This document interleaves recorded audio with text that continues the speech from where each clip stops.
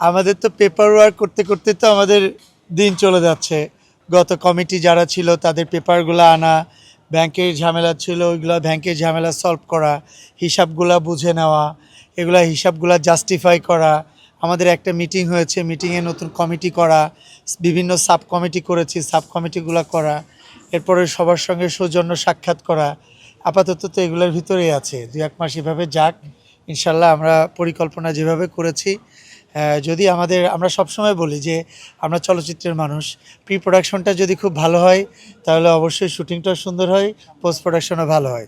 তা সেক্ষেত্রে আমাদের প্রিপারেশনটা যদি ভালো থাকে, আমাদের সবার সঙ্গে সংযোগটা যদি ভালো থাকে, পেপার ওয়ার্ক যদি স্ট্রং থাকে, তাহলে ইনশাল্লাহ আমরা খুব ভালো ভালো কিছু কাজ আমরা এক্সিকিউট করতে পারবো। এটা আমাদের প্ল্যানিং। কাজের ব্যস্ততা তো অনেক পেপার ওয়ার্কের কাজ করা হচ্ছে অনেক বেশি, সাংগঠনিক কাজ করা হচ্ছে অনেক বেশি।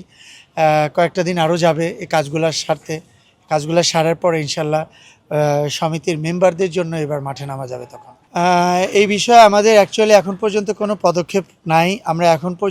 আমরা মোটামুটি আলোচনা করে রেখেছি, কিন্তু আরেকটা জিনিস আমাদেরকে মানতে হবে, যে ব্যক্তি প্রত্যক্ষ বা পরোক্ষভাবে যদি কেউ জড়িত থাকে তার তো আইনের ব্যবস্থা, তাকে আইন মাধ্যমেই যেতে হবে।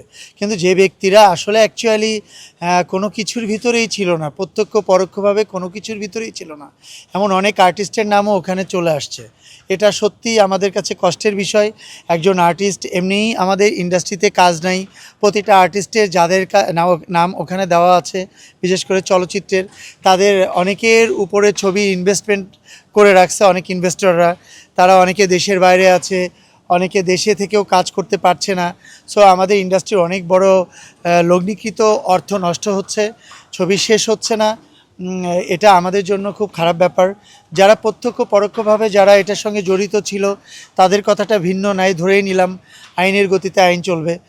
সেক্ষেত্রে আমার মনে হয় যারা সত্যি এটার সঙ্গে কোনোভাবেই সংশ্লিষ্ট নাই, তাদেরকে আসলে শুধু মামলা বাণিজ্য করার জন্য তাদের নাম কখনোই ইউজ করা উচিত না, আমি সেটা মনে করি।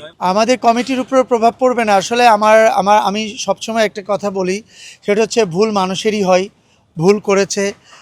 অতীব ভুল যারা করেছে তাদের কথা বাদ দিলাম, যারা ছোটোখাটো ভুল করেছে, আমার মনে হয় ইন্ডাস্ট্রির স্বার্থে কোনো পার্সোনালি অ্যাটাকে না গিয়ে আমার মনে হয় সেগুলো স্যাক্রিফাইস করা উচিত।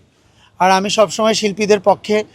শিল্পীরা ভুল করতে পারে, সেটার জন্য আইনের এক ব্যবস্থা আছে, আইনের গতিতে চলবে।